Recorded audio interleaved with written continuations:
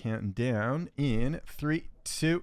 Always great catching up with my next guest, Corey Sandhagen, who is currently ranked number 3rd in the division, and we're waiting to see what's next here. I know recovering from a bit of an injury. Corey, how's it going, man? How are you? Yeah, I'm good, James. How are you? I'm doing awesome. Let's start there first. I alluded to it there. Obviously, I know you've been sidelined a little bit with an injury. What is the latest update, as far as you getting in there and having your next fight? My injury is doing a lot better. Yeah, March would have been too soon for me to fight. But yeah, I think that I'm ready to hop into a camp now. So I need about, like 8 to 12 weeks to do that, which is, something that I definitely want to get into. Obviously, the talks that have been in the works right now are me and Umar, hopefully on International Fight Week. And yeah, right now I don't really think that there's too many other options, especially with the news that Jan has torn his ACL. Yeah. Yeah, so that's kind of where I'm at. Interesting. So would you have considered Jan as an opponent as well, just to avenge that loss, or was it sort of always Umar? Definitely, but I think that the UFC really wanted to have me and Umar fight. I think that it's a really exciting fight. I think that while he's way down in the rankings, apparently a lot of people are saying no to him. So I mean, what else can they really do except for just keep asking and asking and asking other people? And yeah, so that's how that went down. Well, let me ask you this. Do you feel like if there was no Merab in the situation that you had done enough to earn a title shot? Because I think some people feel like you do have a case.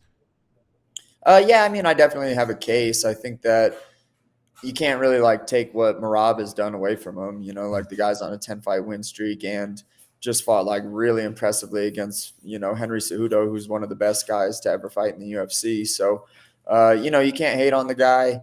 But yeah, I mean, if Merab wasn't in the picture, I think that there would really be no one else. It would be me and O'Malley. I also think that, people really want to watch me and O'Malley fight. So hopefully, he gets the job done against Merab, and then I beat Umar, and then me and O'Malley can have kind of, a really big fight that has been in the works or maybe not in the works, but definitely, something that people have been wanting to see for years now. So. Let's talk about Sean O'Malley and Chito Vera. We obviously had that, 2 weeks ago now. Going into the fight, did the fight play out how you thought it would sort of going in? Like after seeing the fight, did it kind of play out to your expectations? It was honestly a lot less competitive. That was the most surprising piece of the whole thing. I thought that O'Malley was going to win. I just thought that it would be a lot more competitive than it was, especially considering that Chito pretty much faced what O'Malley was a year ago and had an entire year to work on, stuff. And I'm talking about myself, of course, where, Yeah. I approached the fight in the same manner as O'Malley did. I just used a little bit of different tools, but nonetheless, he pretty much almost had a carbon copy of what he fought last year, as far as being a tall, lanky striker. So I was a little, surprised by the uncompetitiveness in that fight. But Cheeto's whole thing is that he's going to catch you like that. He says it in interviews all the time. That's exactly how he fights. Is he wants to catch you, but that just doesn't work against some guys. Yeah. No, I'd agree with that. Were you surprised that O'Malley couldn't finish him? We know that Chito's never been finished in his career, but O'Malley, maybe one of the few power guys in the division as far as one punch knockout power. Did that maybe surprise you at all, or did you feel like it was going to go the distance? No, I felt like Cheeto has a chin, man. I've known that for a long time. So not really. I kind of, whenever you're watching someone, get beat that bad, you don't really want it to last. Like any type of uncompetitive fight, you don't want it to last the whole time. You just want it to, someone to get a finish because, what do you, not to sound like a jerk, but I mean, what are you watching at that point? You're just watching a guy beat up another guy. Yeah. Yeah, no. I totally agree with that. Do you think anyone at 135 can finish him? Do you think it's only a matter of time, or do you think that maybe it's just one of those guys that, like Max Holloway, that you just never see him get knocked out? Yeah, potentially. I don't really know how all of that works. I do know that everyone has a timeline, and Yeah. I know that timeline can be accelerated by taking too many, shots like the way that he did in that last one. So yeah, I'm not really sure when his expiration date is going to be, but I know that if you fight like that and get beat up like that, it accelerates that timeline. Yeah, not agree with that. Okay, last thing on the fight, and then we'll move on. There's more important things to talk about, like you and your future and all that stuff. What did you make of Cheeto's comments after the fight? He said that O'Malley was greasing. I know talking to Tim, Sean O'Malley's coach, he said like we'll never be friends. Like, what did you think of sort of him after the fight? Because I know you're sort of a martial artist as far as the lifestyle goes. What did you think of all those comments after the fact? I mean, I can't really imagine a situation where I lose and then my first inclination is to like tweet at everyone that had a negative comment about my loss. Like Mm-hmm. my energy would be spent in like not sleeping and putting in all of the hours that I would need to put in order for me to get better. I also think that there's a level of respect that we give to each other um, based off of how we perform. And, you know, like showing new abilities every fight, showing, showing heart and showing grit and all of that stuff. And, you know, if there's one person to be respected coming out of that fight, it's certainly O'Malley, you know, because O'Malley is clearly putting in all of the work that he needs to put in. Like that's an obvious. You don't get as good as O'Malley without putting in a lot of work. You don't look different every single fight like O'Malley did in this one without putting in the work. So, you know, like that's highly respectable. Speaking of O'Malley, and it's not the most respectable, you know, stuff from Cheeto, but that's, you know, I did go a little hard on him in the YouTube channel. I didn't really realize until after I watched it, but I was, I guess, just in the mood to voice some opinions that day. Well, not only that, but I mean, you're not a guy playing a character. Like you're pretty honest in these interviews, and you're very like sort of what you see is what you get, even off camera. I think people like that. People like the honesty. Like if you feel a certain, like look at Brian Battle last weekend. I don't know if you saw that fight with Angelo Alosa. Like he felt like his opponent kind of looked for a way out, and he told it like it was, and he won all these fans over. Sometimes honesty is maybe the best way to get across with people. Do you think? No, I definitely agree. I think that like most of society, like as far as like corporations and marketing and all of that stuff, is trying to emulate honesty and genuineness as best as they can. And I think that when you like, it took me a really long time for me to see that as a like good thing in myself because I felt like I had to be, you know, like a charismatic character in order to get people to like me. But after I started realizing that, you know, I bring a different level of genuineness and honesty to most things that I do, that's like that clicks with people. And I think that people try to emulate that big time. And if like I already have that natural ability, even when it works against me in a lot of cases in my life, but you know, I have that to me. And yeah, so now I don't really shy away from it. But on the same token, it's really easy to come off really cutting when you are the way that I am, and I definitely don't want to come across like I'm super cutting and all of that stuff either. So, yeah, it has been a tricky balance in my life. I'll tell you that. For sure. I think we all struggle with it to a certain degree. When was the last time you or your management had spoken to the UFC? I know the O'Malley fight just happened, but do you keep like a regular dialogue, or is it one of those things you'll check in soon? I think that they're checking in soon. I think that a lot of I mean, they had to wait till this fight played out to see, Mhm. you know, what was going to happen in the division. And yeah, I think that they have their mind, I think, pretty set on Marab. I'm not 100% sure, but I think that talks are still happening. And, you know, the fight that I want and that they keep telling me is for a number one contender spot is Umar. So, you know, that I'm here to be a champ. So if it means fighting down in the rankings and they're promising me a number one contender spot, then yeah, I have no beef with that. And that's better than a backup spot because you might not get to fight if there's, you know, like something happens there. At least with this, you have a scheduled fight. You know you're going to be competing, right? So it's a little bit better in terms of just being active because you don't want to be out for too long, right? Yeah, I think that there's definitely I don't want to go my whole career and like just be waiting and crossing my fingers that things are going to go right for me. I'd rather Mhm. just like take control and just be like, yeah, I'll be active. Like even if it wasn't Umar, I would entertain a number of fights if it meant not waiting for a championship fight because who knows what can happen in that situation. Even if it wasn't Umar and they wanted to give me someone else that was lower in the rankings, it would be whoever that keeps me active and keeps me pushing forward towards the belt. And right now, outside of Marab, there's really no one else that can do that. So I'm not going to wait on the sidelines and let someone else come in and, have that person be the person that people are talking about being next for the belt. Like I'm gonna just continue to fight and solidify that spot even more.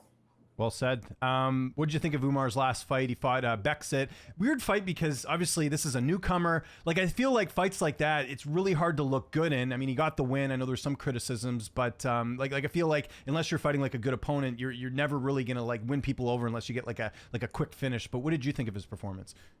Yeah, I think MMA fans kind of just need to understand that when fights aren't competitive, it's not the winner's fault. Right. It's the loser's fault. It's a mismatch. It's like and MMA is kind of a different sport, where you have sometimes in fights you have like a 4 fighting a 7, and then sometimes you have an 8 fighting a 9, and you have a 6 fighting a 5, and you have all of these like really different levels of people, just because experience is so important, and obviously it takes years and years to get better, but you have that going on in MMA, and sometimes people don't really realize that when it's uncompetitive, it's not the winner's fault. And I thought that Umar looked really good in his last one. I thought that the guy that he fought brought a ton of danger to the fight, and I think that if I was going to fight that guy, I would have likely done the same thing. I also think that saying that Umar kind of just laid on top of him, while that's not my favorite style of fight to watch either, I think that he was being really active on top, and it wasn't like the most boring thing to watch. I thought that he did a really good job. And so, I commend him for that. And, like I said, not my favorite style of fight to watch by any means, but you can't really hate on someone for winning by like a massive amount of points. I'm sure you noticed, though, in the post-fight interview, and I know he had something sort of going in, he did look a bit tired for a 3-round fight. I got to imagine if this is a number one contender fight, you want this to be 5 rounds, I would imagine.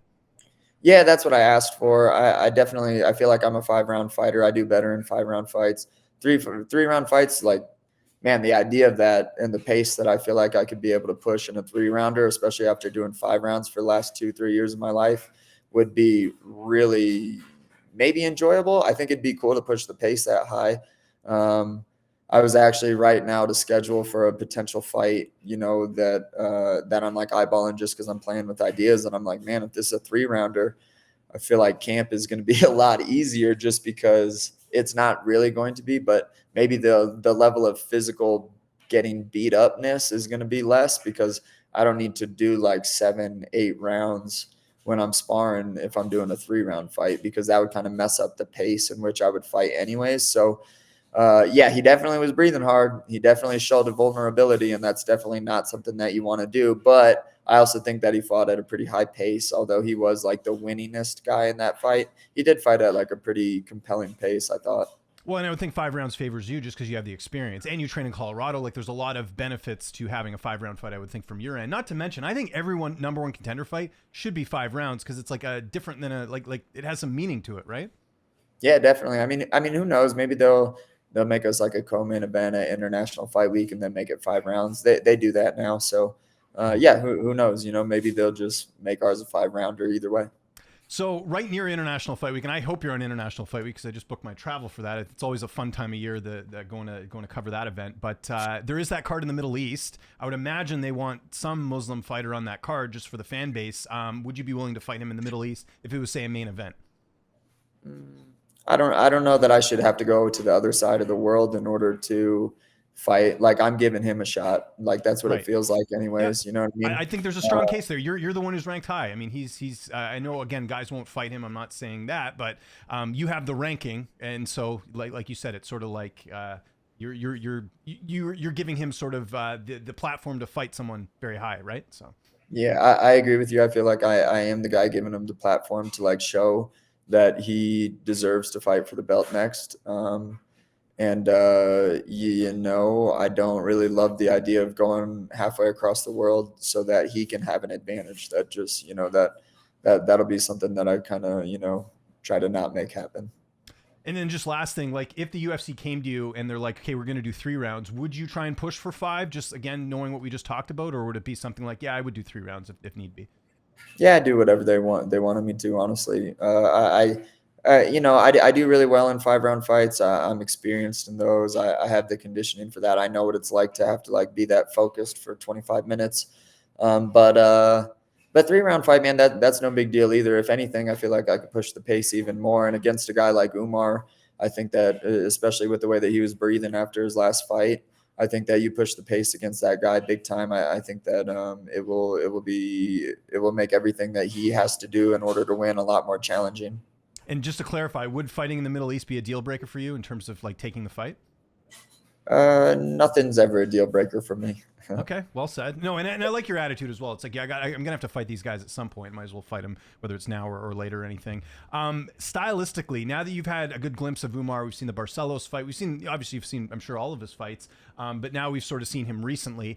How do you feel like your style will go against his? Yeah, so I knew I mean, we were scheduled to fight, so I already did, I think, 10 weeks of a camp for him before he pulled out of the fight. So I do understand that the style that he presents is a tricky one. It's one that if you go in and you think that you're just going to fight like a normal guy, you're definitely going to lose. Like if you take the example of MVP versus Kevin Holland, I think that those guys that have that style, like an MVP style that is different and very difficult to hit, even if their hands are all the way down by their hips, it can really pose as a really big problem. So you need to like know what tools to take into that style of fight. And that's something that's really important and maybe something that people think about. Maybe it's not. I'm not 100% sure, but it's definitely something that I give a lot of thought to. And I think that, yeah, his style is unique. And so it needs unique answers. And I think that if you give me another 12, or I mean, it's even further away now, but if you give me the 10 weeks that I already had to get ready for him, and then another like 12 or 13, like I'm going to figure that style out. And I feel like I was on the verge of it last time, but since the O'Malley Cheeto fight, I've had a decent amount of time to even play with new ideas, and I like it a lot. So yeah, so long story short, it's a unique style and it needs unique answers, and I think that I'm the guy to figure those unique answers out. Well said. Very well said. We mentioned Merab and O'Malley. Based off what you've seen now, if that fight does end up happening, who'd you favor in that fight? I think Merab is the favorite betting wise. I think they've already put the odds out. Do you think that's correct? Honestly, man, I think that O'Malley has a really good shot at like clipping Merab and finishing him, and that's never really like a good place to put all your Right. eggs or anything. Like that's not a super reliable way to win, but it's reliable for O'Malley usually. So I think that if you have to start standing against O'Malley for 5 rounds and he's that much better of a striker than Merab, like Merab is a far superior wrestler and grappler than O'Malley is, but O'Malley is a far superior striker than Merab is. So that makes it really interesting, and also just the style that Merab has in grappling. He doesn't really hold people down. He kind of like lets them work back up. And so if I was Merab, I would try to stick him to the mat and keep him there. And then if I was O'Malley, I would like use that first minute of each round to really do what he did to Sterling and like pinpoint and like missile this guy from afar. So I could see O'Malley winning. Your reaction to Jose Aldo coming out of retirement? Yeah, that was wild, man. I wonder what compelled him to do that, but how cool, I guess. I hope that he looks good. It's going to kind of be a bummer if he comes back and just doesn't look good and isn't doesn't put that great of a performance together. That would be a big bummer. So, I mean, it's exciting, but I really hope that he does well because I'm an Aldo fan and I would be really bummed if he came back and didn't look so good and maybe got beat up. That would make me really sad. Well, he's fighting Jonathan Martinez at UFC 301. Does he beat him, do you think? I think Martinez is really good, man. I think that he's kind of a sleeper, and I think that he'll work his way up. But honestly, Aldo might be a really good test for him because he hasn't really fought someone with a ton of experience, and he kind of does what he does. And Martinez doesn't do the most complex of things in the world, but what he does works. And he does look like a dense guy, and he looks like he kicks and hits really hard. So, yeah, it'll be interesting, man. I think that Martinez is definitely one of the sleepers in the division that doesn't get enough credit for his skill. But I mean, who cares about internet credit anyways? I Right. obviously the UFC sees something in him because they're giving him Aldo. So Would you give him the edge there, though, just based off the activity level? Or do you think Aldo, because he's Aldo? I mean, his last fight was Merab, right? Like, it's not a bad loss. So. Yeah, I mean, if I had to guess, I'd guess on the young guy that's on his way and fighting a lot, working his way to the top, than a guy that's coming out of retirement. When you heard that he was coming back, did that immediately in your head think, hey, maybe we could fight someday? Because that's one of the opponents you haven't fought in your career. Yeah, I would have loved to fight Aldo. I don't know that. I mean, of course, I want to, and not to speak badly about Aldo or anything, but I wanted to fight Aldo like 3 or 4 years ago, not necessarily now. Like, Yeah. that's just everyone has an expiration date, and the older you get, kind of the less well you do, and that's just kind of the fact of it. But I love Aldo. I'll always be an Aldo fan. He was like honestly one of my favorite fighters in the entire world growing up. But yeah, I would have liked to fight him like maybe 3 or 4 years ago. Just want to ask you about a couple quick fights here, and then I got some fun questions, and we'll wrap things up. Aljamain Sterling, guy that you fought, is moving up to featherweight to fight Calvin Kattar. How do you think he'll do? Do you give him the edge in that fight with Kattar, or do you think Kattar will get it done? Yeah, I think that Aljo will, I think, do well in that one. I think that I don't know who Cater's jiu-jitsu coach is or how good he is at grappling. I know that he's a pretty good wrestler, and he might stuff some of those shots, but Aljamain doesn't do bad, man. Like Aljamain, even when he strikes, it's not really that bad. And Sterling and O'Malley, the first round, Sterling won that round, and it didn't go to the mat. So I would say that Sterling's striking gets a little bit less credit than what it's given because it is awkward and kind of weird. But yeah, I could maybe see Sterling winning that one. He's going to definitely need to use his grappling against Kattar, though. Charles Oliveira, Arman Tsarukyan, who's winning that lightweight fight? Ooh, that's a tough one. Let's go with Tsarukyan. I could see him winning. Jamal Hill, Alex Pereira, who's winning the light heavyweight title at UFC 300. Ooh, that's a tough one too. Yeah, I don't know about that one, honestly. Last one, Alexander Pantoja, Steve Erceg. I don't know if you know who Steve Erceg is. Just knocked out Matt Schnell. He's getting this. He looks like Michael from The Office. Like, how do you think he'll do against Pantoja? I know Erceg. I think it's a little early, maybe, that he's fighting for a belt. But I actually messaged him after his last fight and told him that I had been watching him for quite some time now and how good I think he is. And if he's ever in the States, I would love to train with him because I think he's phenomenal. I think he's very good at a lot of things. And I think that Pantoja is really big for the weight class. And I know that Erceg doesn't look like the biggest guy in the world for 125er, but Erceg's really good, man. He's really, really good. That would be, I think, a really big coming out of nowhere win for Erceg, and for the people to see someone new in the flyweight division. But I could potentially see him winning. I think that his skills are good enough for sure, and he seems like a sharp guy. So okay, so you think he wins, or do you think Pantoja wins? I think Pantoja will win, but I want Erceg to win. I like the honesty, though. It's good. Okay, Corey, best part of this interview, we're going to do some rapid fire questions. These are questions outside of MMA. We'll start first. Corey Sandhagen, your favorite athlete outside of combat sports? Probably Kobe Bryant. Favorite movie? What is my favorite movie? Maybe something you've watched a bunch of times, or I don't know. Probably Lord of the Rings. Favorite actor or actress? Oh, I don't have a favorite actor or actress. Favorite TV show? Vikings, probably. Favorite comedian? Ooh, Theo Von. Favorite cheat meal? A root beer float. Favorite travel destination? Don't really like to travel. Really? So there's nowhere you've been where you're like, hey, I'd want to go back there? Nah. Okay. I like my life here. Okay. Favorite animal? Ooh, probably a mini cow. Hidden talent? I could jump rope pretty good, like weirdly good. What's your biggest pet peeve? When my wife gets annoying. What's the best life advice you've ever got? To lean into being genuine and honest and let people like you for that reason. And last one, what is your favorite thing to do to relax, to calm the mind? I like going on walks with my dogs and listening to music. Love it.